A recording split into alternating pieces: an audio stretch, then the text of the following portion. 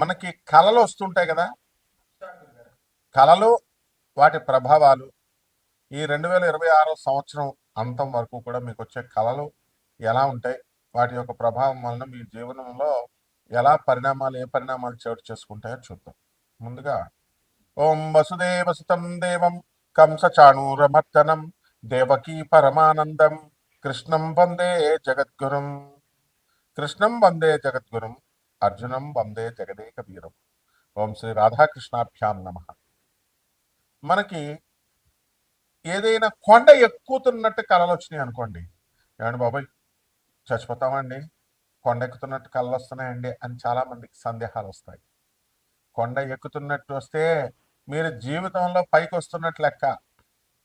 ఏమండి నీళ్ళు వచ్చినాయండి కళ్ళలోకి, ఏమండి నీళ్ళు వస్తే అందులో తేట తెల్లగా నీళ్లు ఉన్నాయనుకోండి, బురద నీళ్ళు కాకుండా మీ యొక్క సమస్యలన్నీ కూడా పరిష్కారం అయిపోతున్నాయి అని అర్థం. అలాగే బురద నీళ్లుంటే కష్టాల్లో కూరుకుపోతున్నారు అని వస్తాయి. చాలా మందికి చూడండి, దేవలోకంలోనో ఏదో ఒక లోకంలో ఉన్నటువంటి మహాకాళి గుడి, కనకదుర్గాదేవి గుడి ఇది కల్లోకి వస్తున్నాయండి అని చెప్పి చాలా మంది శిష్యులు నాకు చెప్తూ ఉండేవారు. అది ఎలా ఉంటాయంటే నీళ్ళల్లో, నదుల నీళ్ళల్లో ఆ గుడి ఎక్కడో ఉంది, కొన్ని వందల ఎకరాల్లో ఉన్నట్టుగా పెద్ద ప్రాంతం, నది నీళ్లు వచ్చేస్తే ఆ నది పైన తేలుతూ ఆ నది దాటుతూ ఉంటే అక్కడ కాళికాదేవి, ఆ పక్కనే దుర్గాదేవి బొమ్మలు గుడి లోపల అద్భుతం అసలు. అలాంటి ఈ కళ దేవతలు కళ్ళలోకి వచ్చారనుకోండి, నీళ్లు మీ కష్టాలు త్వరలో పోతున్నాయి అని అర్థం. అలాగే రైలు ప్రయాణమో, విమాన ప్రయాణమో, బస్సు ప్రయాణమో వచ్చిందనుకోండి, మనకి ఇంకా టపీ మన యమధర్మరాజు దగ్గరికి ప్రయాణం చేస్తున్నట్టు ఫలితం అనమాట. అలాగే మనకి చిన్న పిల్లల కళ్ళకు వచ్చారనుకోండి, మన పెద్దవాళ్ళు చెప్తూ ఉంటారు, చిన్న పసిపిల్లలు వస్తే కనుక గాలి కళ్ళలోకి వచ్చినాయి, దెయ్యాల కళ్ళలోకి వచ్చినాయి అని అంటూ ఉంటారు. అలాగే చక్కగా మనకి ఎప్పుడు కూడా పర్వతాలు, దేవతలు వీళ్ళందరూ వస్తున్నారంటే ఏంటంటే మనకి కేతు గ్రహము మన జన్మ లగ్నములో కానీ జన్మ రాశిలో కానీ వచ్చినప్పుడు ఆ ఆ దాని యొక్క ధర్మం వలన మనకి అలా వస్తుంది అని అర్థం. అలాగే కొంతమందికి శ్మశానాల కల్లోకి వస్తుంటాయి. ఆ శ్మశానాల కల్లోకి వస్తూ ఉంటే మనకేమవుతూ ఉందంటే మనకి ఆ గాలి ధూళి అని అనుకుంటాం. అది చెడ్డో తెలీదు, శ్మశానం కల్లోకి వస్తే మంచో తెలీదు, భయం వేస్తుంది ఓ పక్క నుంచి. అంటే శివుడు శవం కల్లోకి వస్తుంది, శివుడు అనమాట. మరుభూమి కైలాసం కల్లోకి వచ్చినంత గొప్పదనమాట. అటువంటిప్పుడు మనం ఏం చేయాలండి అంటే, నిద్ర లేచి టపీమని మంచి కళలు వస్తున్నప్పుడు మనం సాధన చేయాలి, జపాలు చేయాలి, లేచి చక్కగా జపాలు చేసినప్పుడు మనకి బ్రహ్మాండంగా ఉంటుంది. ఇక రక్తం కల్లోకి వస్తుంది, మాంస పదార్థాలు కల్లోకి వస్తాయి. రక్తం కల్లోకి వస్తే కుజగ్రహము అనుకూలత లేదు అని అర్థం. ఇంకా ఏదన్నా ఎవరినన్నా మర్డర్ చేసేసినట్టు కానీ, లేకపోతే చేపల్ని కోళ్ళని కోసేసినట్టు కానీ, మేకల్ని వీటిల్ని ఇవన్నీ కూడా మన కల్లోకి వస్తే కనుక త్వరలో మనకి యాక్సిడెంట్లు జరగబోతున్నాయి, లేకపోతే కొన్ని అప్పుల బాధలు జరగబోతున్నాయి అని అర్థం అనమాట. అదేవిధంగా మనకి ఇంకా కళ్ళలోకి ఏమొస్తాయి, వ్యాపారం చేస్తున్నట్టు, షాపుల్లో కూర్చున్నట్టు, ఇలా మనకి అది ఉంటే యావరేజ్గా వీళ్ళు బిజినెస్ చేస్తున్నారు అని కళ్ళలోకి మనకి వచ్చినట్టు. అలాగే స్త్రీలతో రమిస్తున్నట్టు కళ్ళలోకి వస్తాయి. ఆ రమించడం అనేటటువంటి కళ చాలా మంచి కళ అనమాట. కాబట్టి మనకి ధన లాభము, అలాగే అశుద్ధము, మనం ఎక్స్క్రిషన్, మనము అశుద్ధ పదార్థాలు, ఆవు పేడ, మనిషి పేడ, ఇలాంటివన్నీ కూడా కళ్ళలోకి వస్తే మనిషి అశుద్ధము, ఇవన్నీ కూడా ఏమవుతాయంటే అండి మనకి త్వరలో ధనవంతులు కాబోతున్నాము.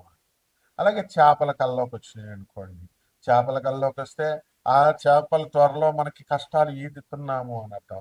పాముల కల్లోకి వస్తాయి, పాముల కల్లోకి వచ్చినప్పుడు దేవతా జాతి సర్పాలు కనుక మనకి కల్లో కనుక వచ్చినట్లయితే మనకు తప్పకుండా మనకి కష్టాల నుంచి మనం విముక్తులవుతున్నాము అని అర్థం. అయితే పాము, మామూలు ఆర్డినరీ పాము కనుక కల్లోకి వస్తే ఒక దెయ్యము కల్లోకి వచ్చినట్టు, గాలి స్పిరిట్ కల్లోకి వచ్చినట్టు. కానీ అదే మనకి కాటు వేసినట్లయితే తప్పకుండా అది మనల్ని మంచి జరగబోతుంది త్వరలో అని అర్థం. ఈ విధంగా ద్వాదశ రాశుల వారికి అందరికీ కూడా 12 రాశుల వారికి ఈ నవంబర్ నెల 2025 సంవత్సరం నుంచి డిసెంబర్ 31 2026 సంవత్సరం వరకు జరిగేటటువంటి పరిణామాలు ఏ విధంగా ఉంటాయి, కలర్ రూపంలో మీకు జాతకం ఎలా ఉండబోతోంది, ఇవన్నీ కూడా మనం చెప్పడం జరుగుతుంది. మనం వరల్డ్ నెంబర్ 1 ఆస్ట్రాలజర్ కాబట్టి మన యొక్క ఫోన్ నెంబర్ కొట్టగానే మనం మన పేరు కొట్టగానే గూగుల్లో వేరే వాళ్ళు దొంగ జ్యోతిష సెంటర్లు పెట్టుకుంటున్నారు, దొంగ వెధవలు కొంతమంది వాళ్ళ ఫోన్ నెంబర్లు పెట్టుకుంటున్నారు. ఈ విధంగా ఉన్నారు కాబట్టి ఎట్టి పరిస్థితుల్లో మీరు మన అమెరికా నెంబర్కి మీరు కాల్ చేయండి. మన కార్పొరేట్ ఆఫీస్, యుఎస్ ఆఫీస్, మన గురుదేవులైనటువంటి ప్రభాత్ రంజన్ సర్కార్ గారు బాబా క్వార్టర్స్ అది.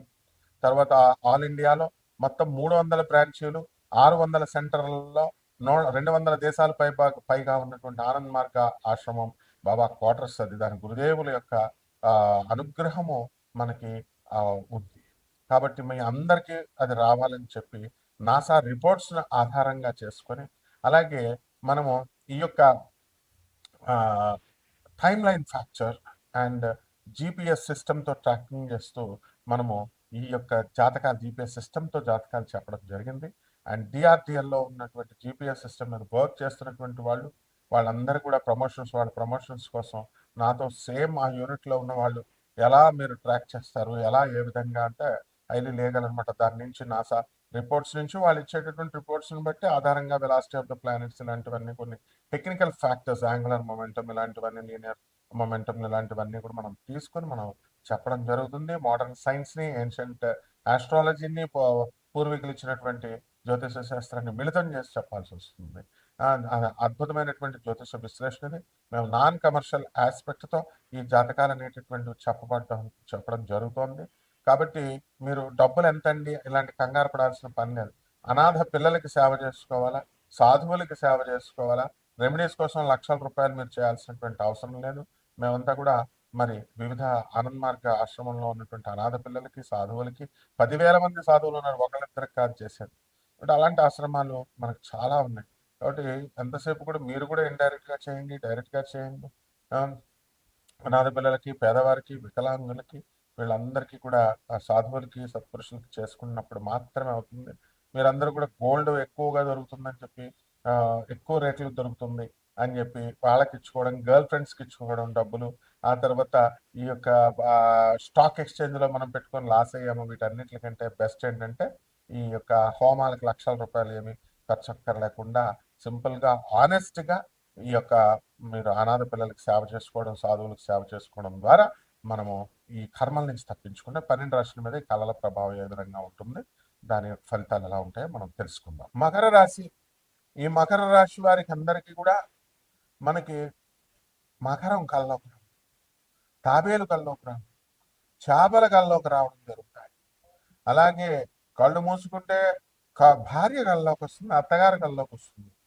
ఎందువల్లంటే భార్య పెట్టిన కేసులు అలాంటివి అనమాట. ఈ మకర రాశి వాళ్ళందరికీ కూడా మనకి ఈ యొక్క కళలు వచ్చిన తర్వాత ఈ నవంబర్ నెల 2025 సంవత్సరం నుంచి డిసెంబర్ 31 తేదీ 2026 సంవత్సరం వరకు బ్రహ్మాండంగా ఉంటుంది. మీరు భార్య మీద పెట్టినటువంటి కేసులు, భార్య మీ మీద పెట్టినటువంటి కేసులు ఇంకా కూడా పెండింగ్లోనే ఉంటాయి. అయితే మీరు ఇల్లు లేనటువంటి వాళ్ళు ఇల్లు కొంటారు, స్థలాలు లేనటువంటి వాళ్ళు స్థలాలు కొంటారు. గతంలో మీరందరూ కూడా ఇల్లు కొన్నటువంటి వాళ్ళు ఎవరైతే ఉన్నారో అటువంటి వాళ్ళందరూ కూడా మీకు ఈఎంఐలు బ్రహ్మాండంగా కడతారు. అయితే అత్తగారి మీద కోపం, మామగారి మీద కోపం, లేదా ఎవరో ఒకళ్ళ మీద కోపంతో మీ భార్యల మీద మీరు కక్ష తెచ్చుకునేటటువంటి చర్యగా మీరు వదిలివేయడం అనేటటువంటి జరుగుతుంది.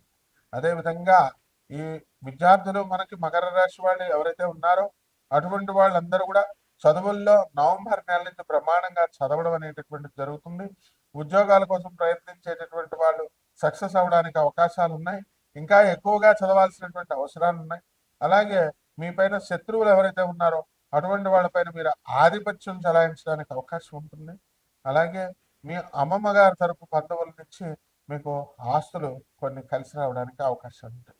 ఆరోగ్య విషయాల్లో లంగ్స్ ఇన్ఫెక్షన్, కిడ్నీస్, ఇవి వ్యాధులు రావడానికి అవకాశాలు ఉన్నాయి. కాబట్టి మీరంతా కూడా స్మోకింగ్ అలవాటు ఉన్నటువంటి వాళ్ళు మానేసేయండి. ఇక మకర రాశి వాళ్ళకి కాస్త స్త్రీల వలన మనశ్శాంతి లేకపోవడము అనేటటువంటిది ఉంటుందన్నమాట.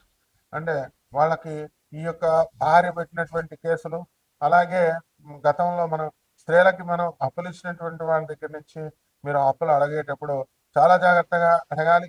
లేదా వాళ్ళు మీ పైన కేసులు పెట్టడానికి, ఆ దొంగ కేసులు పెట్టడానికి అవకాశాలు ఉంటాయి.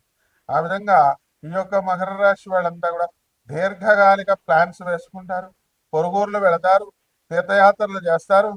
మీరు అనుకున్నటువంటి పనులన్నీ కూడా సక్సెస్ అవ్వడానికి ఎక్కువ అవకాశాలు ఉంటాయి. అలాగే మీడియా రంగాల్లో ఉన్నటువంటి కెమెరామెన్లు, టెక్నీషియన్స్, రిపోర్టర్స్, వీళ్ళందరికీ కూడా, జర్నలిస్టులకి, వీళ్ళందరికీ కూడా మనకి ప్రమోషన్స్ రావడానికి అవకాశాలు ఉన్నాయి. అలాగే ఈ రాశిలో ఉన్నటువంటి రైల్వే ఉద్యోగస్తులు, రైల్వే పైలట్స్, గార్డులు, వీళ్ళందరికీ కూడా ప్రమోషన్స్ రావడానికి అవకాశాలు ఉన్నాయి. పెళ్లి కానిటువంటి వాళ్ళకి వివాహాలు అవడానికి అవకాశాలు ఉన్నాయి.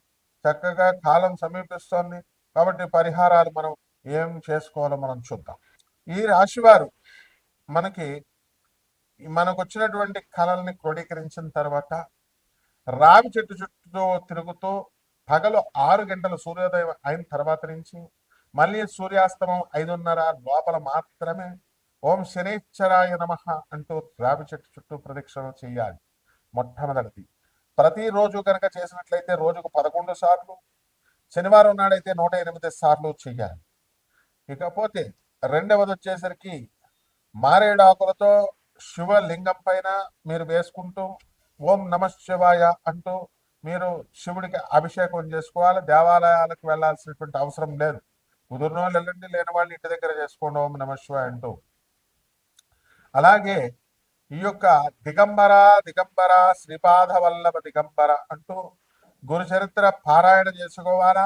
ఈ మంత్రాన్ని ఉచ్చరిస్తూ మీరు దత్త ప్రదక్షిణలు చేసుకోవాలి. గణగాపురంలో ఉన్నటువంటి దత్తాత్రేయ స్వామి వారి యొక్క దర్శనం మీరు చేసుకోవాలా. ఆ గురువు యొక్క అనుగ్రహం చాలా అత్యంత ఆవశ్యకతమైనటువంటిది. అలాగే నల్ల నువ్వుల్ని కిలోంపావు, ఆ నల్లని వస్త్రాలని ఇచ్చి పేద బ్రాహ్మణులకి శనివారం నాడు ఉదయం 8 గంటలకి దానం చేసుకోవాలి. అలాగే సున్నుండల్ని, మనము మినపపిండితో చేసినటువంటి సున్నుండల్ని, లేదా మినప రొట్టెల్ని, మినపతో సంబంధమైనటువంటి ఆ పౌడర్లన్నిటిని కూడా పేదవాళ్ళకి దానం చేయాలి. ఈ విధంగా మిరియాలని, కొంచెం ఉప్పుని తీసుకొని దేవుడి దగ్గర నైవేద్యం పెట్టి దాన్ని బలిపీఠం పైన, గుడి దేవాలయంలో ఉన్నటువంటి బలిపీఠం మీద వేసేయాలి.